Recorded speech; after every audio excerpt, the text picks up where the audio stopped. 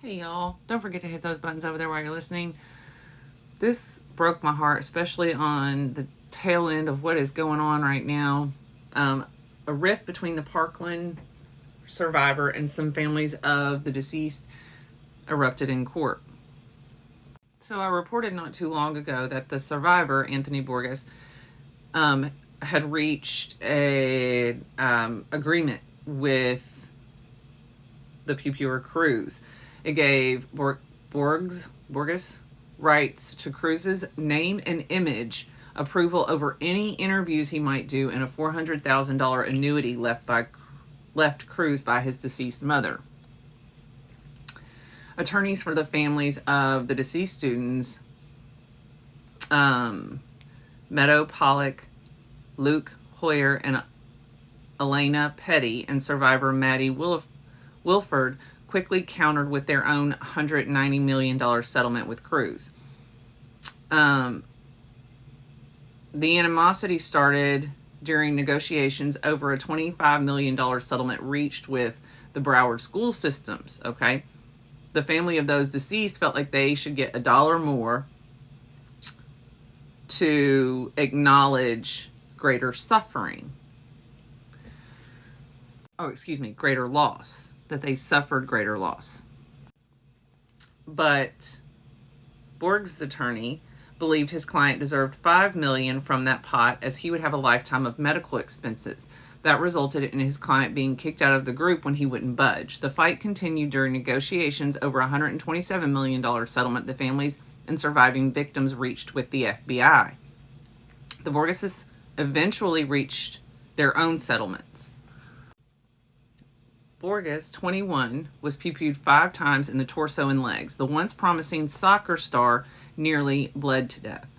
The Borgeses are tired of being treated like second-class citizens. We never wanted to air that out before, but the reality is that they threw us out of the group because they wanted to dictate what we were supposed to get, and the Borgeses have every right to ask for what they asked for. The attorney for the other families in Wilford said Ariza has insulted the families by telling them he was tired of hearing about their deceased loved ones and that he exaggerated how much Borges's future medical costs will be. This bad blood on our side, we have repeatedly done what is right for the Borgeses, notwithstanding that history at every turn, even on this one.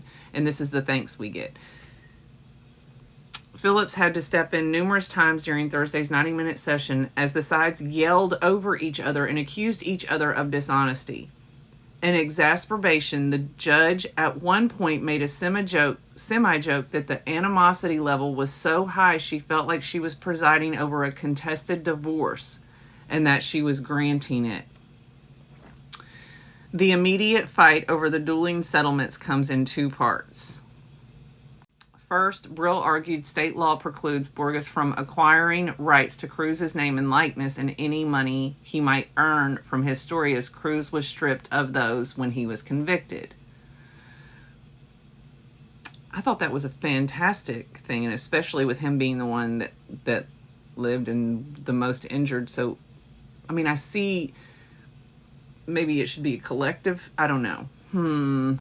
In any case, Brill said one person should not have the right to decide whether Cruz should be allowed to give interviews. That should belong to all families and survivors, he argued, which would ensure Cruz would never be heard from again. Cruz, 25, is serving a life sentence at an undisclosed prison.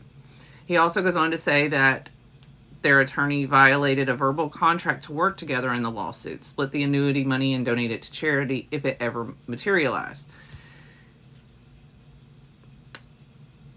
Ariza insists that, I hope I'm not saying his name wrong, that Brill is lying about a verbal contract and that Borges needs the possible annuity money to help with his future medical care. He insists that the state law does not bar Cruz from signing over his name and any future earnings, but also said Borges would never agree to let Cruz give an interview, so the other family shouldn't worry about that. The judge has said she would rule later on whether the families or anyone owns Cruz's publicity rights, but urged the sides to negotiate a settlement over the annuity. She said she was particularly saddened Thursday's hearing came a day after 4 people were unalived in the Georgia PPUing, And she thinks the sides are letting their animosity toward each other push aside the immense tragedy they all experienced. That was all I could think. It made me so sad that these families are in this room, right? That 90 minutes of them feuding and yelling at each other. And everyone just shares this collective pain and anger. And they want somebody to pay. And everyone thinks they're right. Don't forget to hit those buttons over there. I hope your day doesn't suck. Okay, love y'all. Bye.